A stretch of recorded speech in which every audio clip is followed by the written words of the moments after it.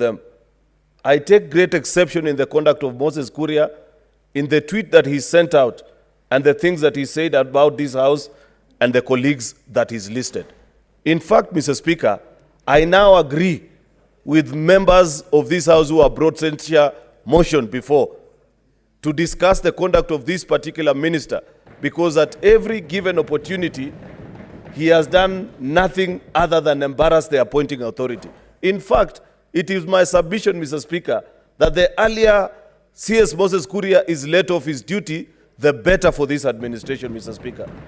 Because every single day, in every action that he undertakes, he continues to embarrass the president and the people. No wonder the people of Kiambu resoundingly rejected his bid to be their governor, Mr. Speaker. It's because of this kind of habit, the kind of things that he says, how he goes about his duties, Mr. Speaker, and overall, his conduct as a human being. Therefore, Mr. Speaker, let Mr. Kuria know, wherever he is, that senators cannot be intimidated, that the kind of monkey business he's trying to introduce cannot be allowed to stand, Mr. Speaker, because this is a distraction. Senator Kojong. Mr. Speaker, first allow me to congratulate you for your resilience. The communication being referred to was made at exactly midnight, and that is a sign of the commitment of this House.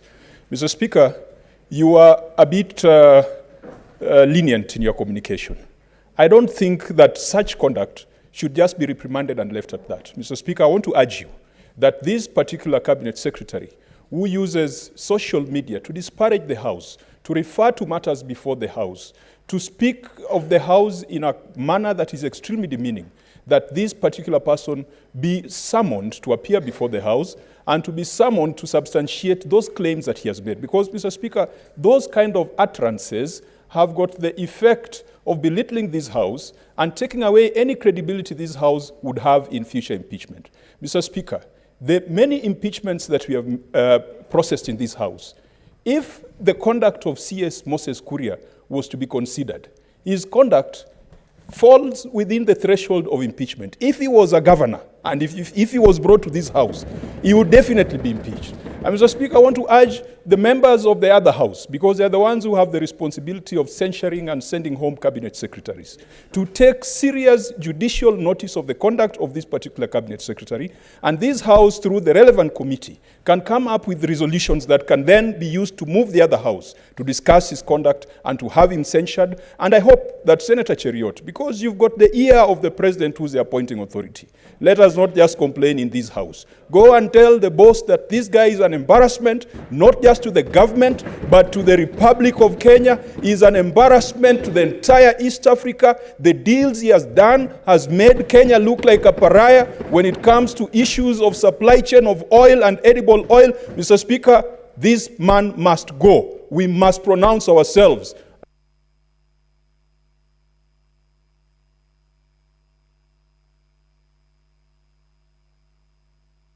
Senator Kathuri.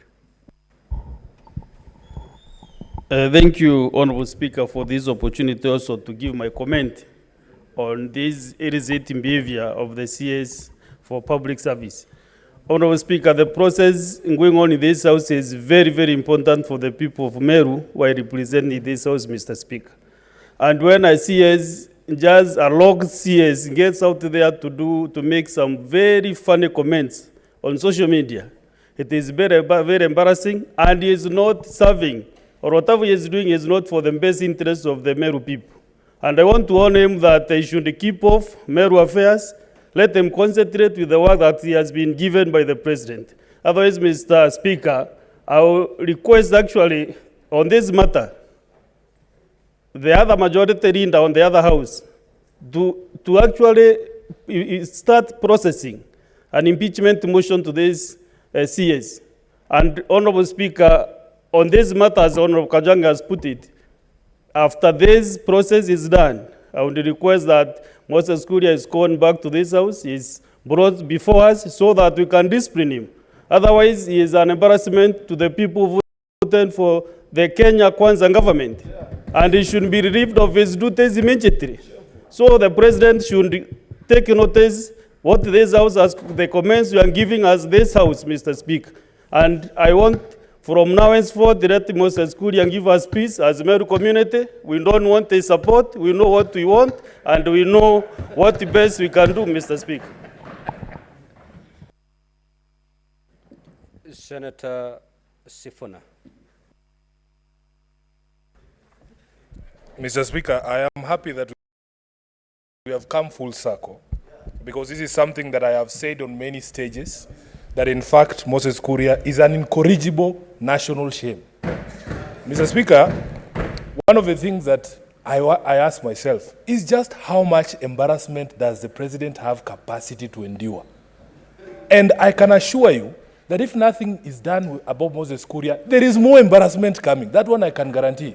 Mr. Speaker, what is most hurtful is that even after your communication, the CS who ordinarily should be asleep thinking about how he's going to make the lives of Kenyans better, had the audacity to fire off another tweet on material that was presented before this House. Mr. Speaker, what I want us to do, honestly speaking, action must be taken. I am actually made aware by the members of this House who represent us in the PSC that Moses Kuria ran away with money belonging to Parliament. He should actually be brought to answer questions about those things and removed from his position, because for me, really, there's nothing that brings me greater joy than being proven right about the things that I've said about this administration. And I just want the majority leader, please, about this administration, because as you have said yourself, it casts very serious doubt on the capacity of the appointing authority. How much embarrassment can the president take? It's just one man, Mr. Speaker. So what we want to do, as they said, there's a famous poem by Martin Niemöller. First, he came for the media. And when I brought a motion of censure for the media, some of you are saying, oh, Sifuna is in the habit of attacking this government. Now he has come for the Senate. Do something. Do something about this national shame, because it will continue unabated. That is who Moses Kuria is. I thank you, Mr. Speaker. Senator Wamatinga.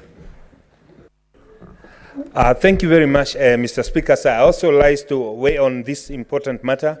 Mr. Speaker, sir, it is time that we as a country would stand up and be counted with one voice and tell the president that he should not be held hostage by some of these log ministers he has appointed to the government.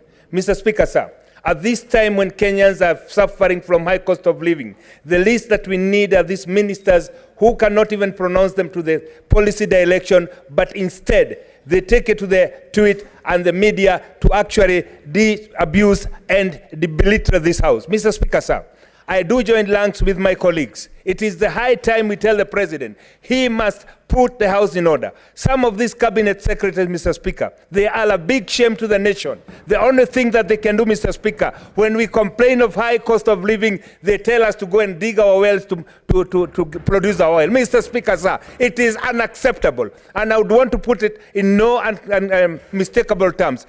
Central region is no shortage of intelligent people who are capable of learning the docket that Kuria is learning, and he should be shown the door as early as today, Mr. Speaker. We have the power, Mr. Speaker, to tell the president that indeed such a CS like Moses Kuria should be fired, if not yesterday, today in the morning, Mr. Speaker. It is a great shame to this House and to the nation indeed that someone at the middle of the night, instead of addressing the pertinent issues that are confronting Kenyans, he would take with a cup of, Mr. Speaker, sir, he should be fired.